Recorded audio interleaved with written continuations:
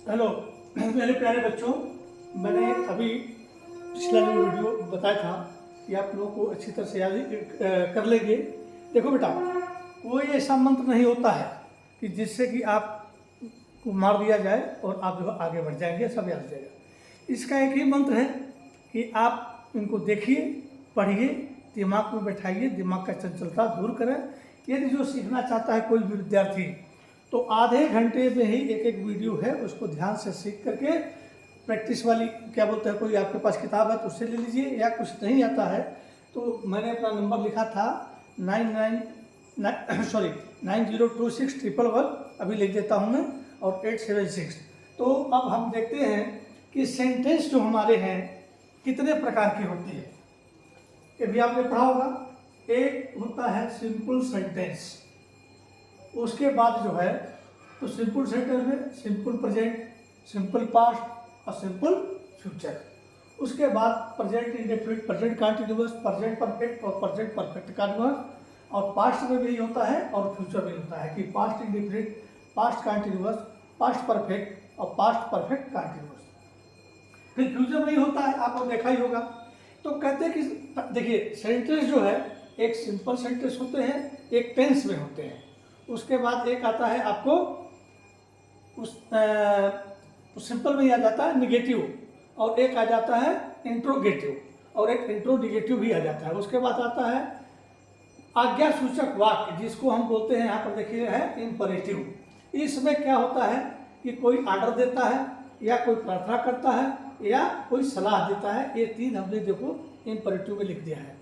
आश्चर्यबोधक वाक्य, जिसको एक्सक्लामेटरी कहते हैं, यानी हम तो जीत गए या दुख हुआ, सुख और दुख का जब व्यक्त किया जाता है इसको एक्सक्लामेटरी सेंटेंस कहते हैं। और इसके अंदर क्या होता है, खुशी का होता है और दुख का होता है, और रिग्रेट अफसोस का होता है। ध्यान से आप लोग देखना, इंप्रेशन जो है क्या होता है, जॉय का, खुशी का, दुख का, और रिग्रेट अफसोस, दुख और अफसोस में अंतर है।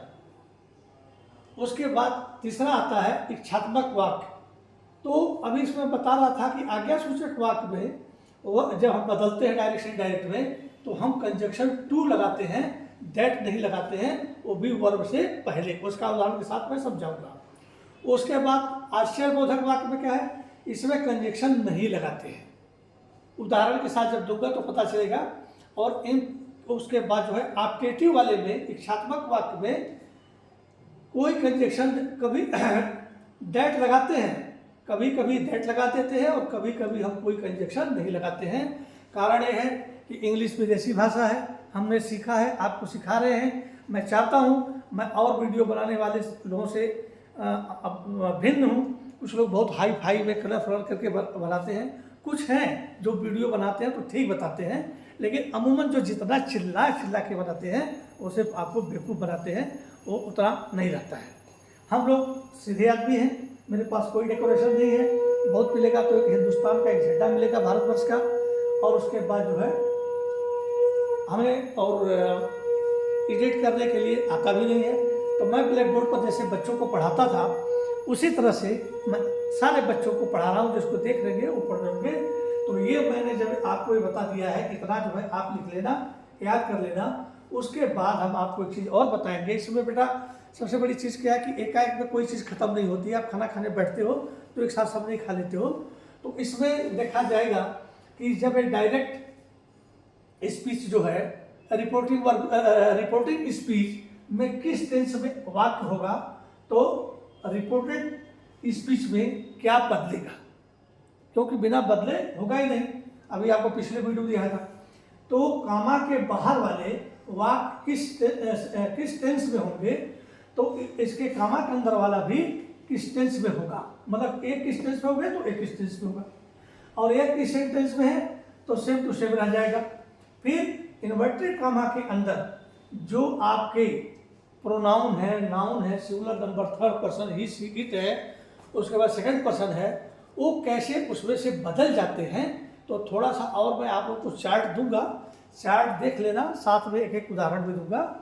उसके बाद हम इसको बदलने का पूरा नियम से चलेंगे, जिससे कि आप लोग यदि मोबाइल खोले हैं, जब भी खोलेंगे तो आपका जो है वीरेंद्र मणि त्रिपाठी इंग्लिश टोपी वाले के नाम पर मिल जाएगा। और आओ खेल खेल में सीखे, इसमें कोई घबराने की बात नहीं है, कोई माँ के पेट से सीख के नहीं। आप इसको देखिए, समझिए, नहीं आता है तो मैं अपना मोबाइल नंबर देता हूँ। मेरा मोबाइल नंबर है 9026111876। ये मेरा मोबाइल नंबर है दोस्तों। बच्चों, आप लोग इसको हमसे कॉल कर सकते हो, लेकिन बार बार परेशान नहीं करना, क्योंकि हमें भी कुछ काम करना पड़ता है। इसलिए समझ गए, इसी को नोट करना। जय हिंद, जय भारत, वंदे मातरम। थैंक यू बेटा।